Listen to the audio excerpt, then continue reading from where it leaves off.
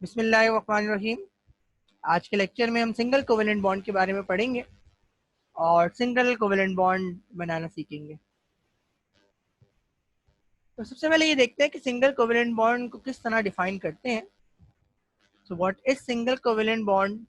It is a type of covalent bond which is formed by the mutual sharing of one electron between both atoms। तो दो atom के दरमियान बनने वाला covalent bond जिसमें दोनों एटम्स अपने एक एक इलेक्ट्रॉन को शेयर करें और ये म्यूचुअल शेयरिंग हो, यानी दोनों एटम्स अपना एक एक इलेक्ट्रॉन शेयर करें, तो इसके नतीजे में बनने वाले कोवेलेंट बॉन्ड को सिंगल कोवेलेंट बॉन्ड कहते हैं। सिंगल का मतलब कि दोनों एटम्स ने अपना एक एक इलेक्ट्रॉन शेयर किया।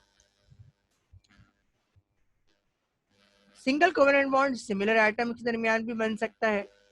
जो एग्जांपल्स हम डिस्कस करेंगे वो है हाइड्रोजन मॉलिक्यूल के अंदर सिंगल कोवेलेंट बॉन्ड कैसे बनता है, इसको सीखेंगे। और क्लोरीन मॉलिक्यूल के अंदर सिंगल कोवेलेंट बॉन्ड कैसे बनता है। और इसी तरह कोवेलेंट बॉन्ड डिसिमिलर एटम्स के दरमियान भी बन सकता है। तो हम ये सीखेंगे जी कि हाइड्रोक्लोरिक एसिड और मीथेन के अंदर हम कोवेलेंट बॉन्ड को और सिंगल कोवेलेंट बॉन्ड को कैसे बनाएंगे। हाइड्रोजन मॉलिक्यूल की एग्जांपल को डिस्कस करने जा रहे हैं।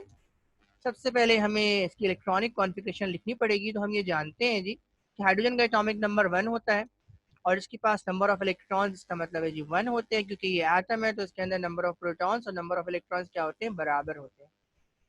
जब हम इसकी इलेक्ट्रॉनिक कॉन्फ़िगरेशन लिखने जाएंगे तो इलेक्ट्रॉनिक कॉन्फ़िगरेशन है जी इसकी 1s1।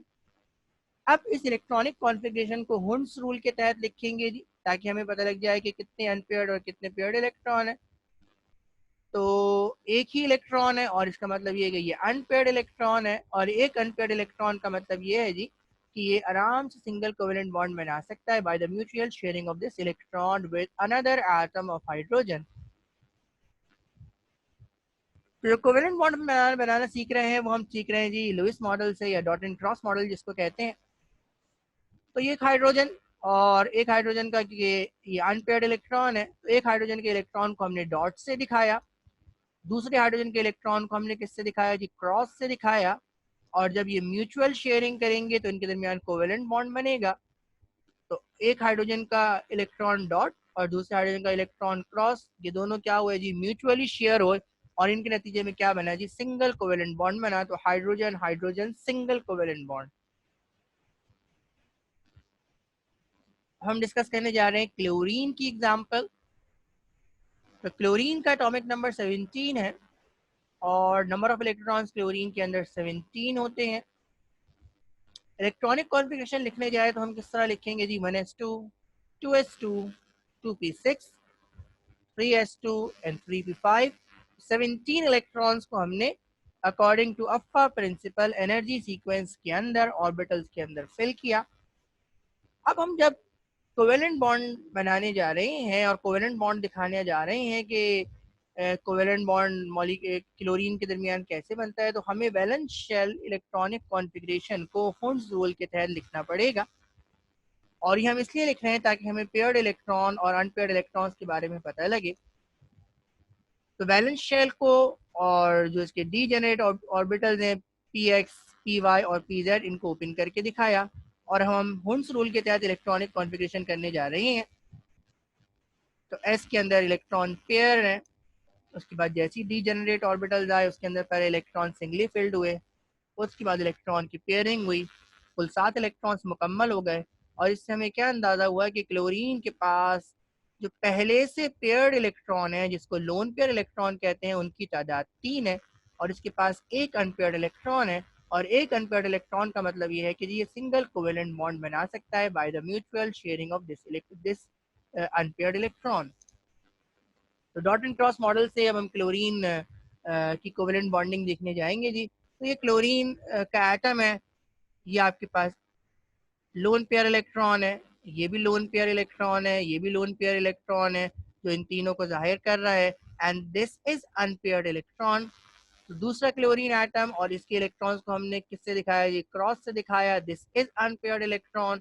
ये दोनों क्या करेंगे जी, म्यूचुअली शेयर होंगे और म्यूचुअली शेयर होने के बाद क्या बनाएंगे जी, अ सिंगल कोवेलेंट बॉन्ड बनाएंगे बिटवीन क्लोरीन एटम्स और ये क्या बन जाएगा, क्लोरीन मॉलिक्यूल बन जाएगा जिसके पास एक one shared pair of electron है, यानी म्यूचुअली जो इलेक्ट्रॉन शेयर हुए हैं उनकी तादाद कितनी है, 1 है। तो ये भी सिंगल कोवेलेंट बॉन्ड की एग्जाम्पल है।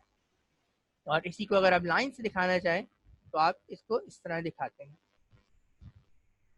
तो ये तो दोनों हमने पढ़े कि जिसके अंदर हमने सिंगल कोवेलेंट बॉन्ड पढ़ा बिटवीन सिमिलर एटम्स। अब हम पढ़ने जा रहे हैं कि जी single covalent bond dissimilar atom के दरमियान भी बनता है, और कैसे बनता है देखते हैं जी। तो अगली हमारे पास एग्जांपल है हाइड्रोक्लोरिक एसिड HCl। हाइड्रोजन की इलेक्ट्रॉनिक कॉन्फ़िगरेशन करेंगे, एटॉमिक नंबर 1 है, नंबर ऑफ इलेक्ट्रॉन हाइड्रोजन के अंदर 1 होते हैं। तो इलेक्ट्रॉनिक कॉन्फ़िगरेशन इज 1s1, इसका मतलब है s ऑर्बिटल है और उसके अंदर एक अनपेयर्ड इलेक्ट्रॉन है। Chlorine, atomic number 17, and number of electrons are 17. The electronic configuration is 1s2, 2s2, 2p6, 3s2, and 3p5. Balance shell के जो इलेक्ट्रॉन्स है उनकी कॉन्फ़िगरेशन को हुंड्स रूल के तहत करेंगे जी। तो अकॉर्डिंग टू हुंड्स रूल जो कॉन्फ़िगरेशन होगी वो ये है जी।